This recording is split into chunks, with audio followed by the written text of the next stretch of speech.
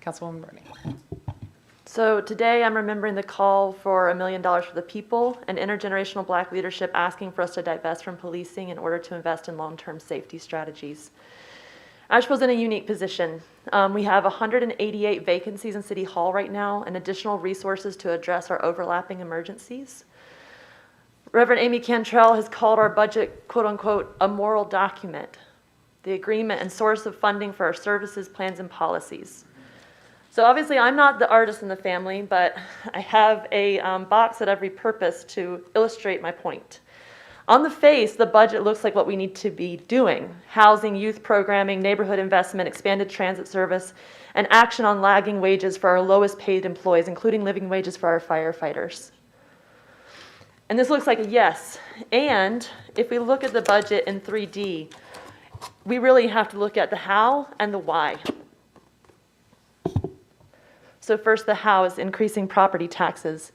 So I pulled a couple of slides from Joe Minicozy of Urban 3, has made this presentation to the Racial Justice Coalition, and has generously compiled and presented data around the disproportionate impact of property taxes and the ongoing structural racism in our assessment policies. This information hit me really hard, and the responses I heard from the community were both moving and heavy.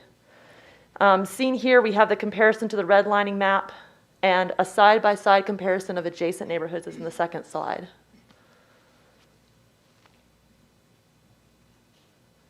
So here you see Brucemont Circle right next to Burton Street.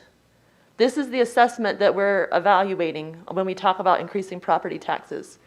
Now this is in the county, obviously a different conversation, but the difference between Biltmore Forest and Shiloh.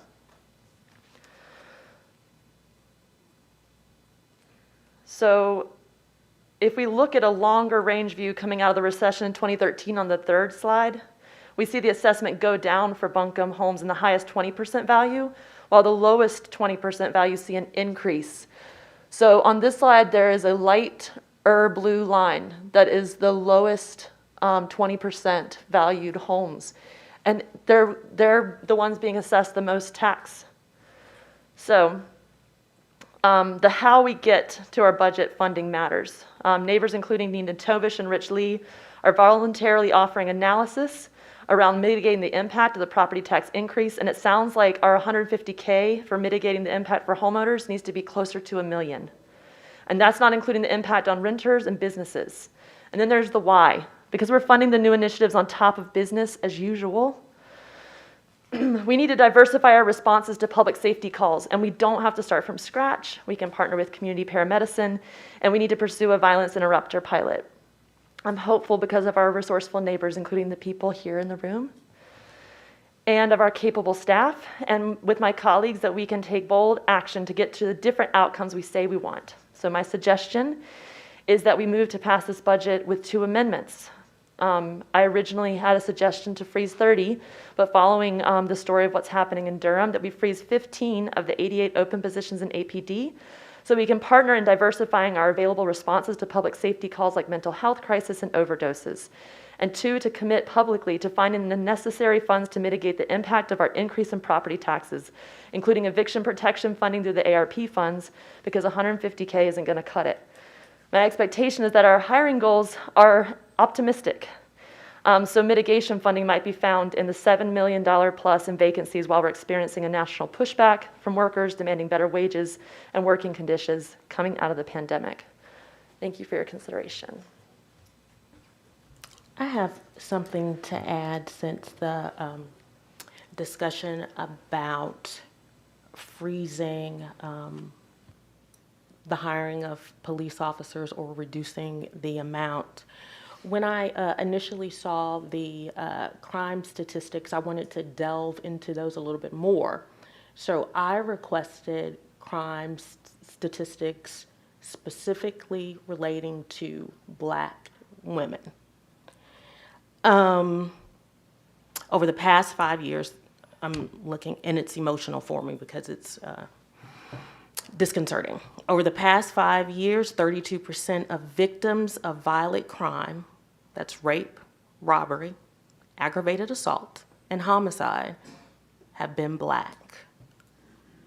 And despite comprising only 6% of Asheville's population, Black females are 16% of all violent crime victims.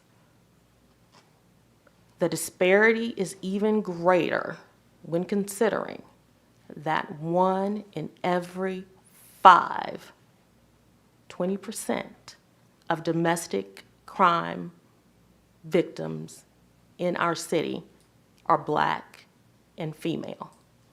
So I'm wondering what consideration, if any, and have we been able to extrapolate how many Black women will die if we reduce the number of police we have by 15? Has anyone considered that? I didn't think so. Mayor, the floor is yours.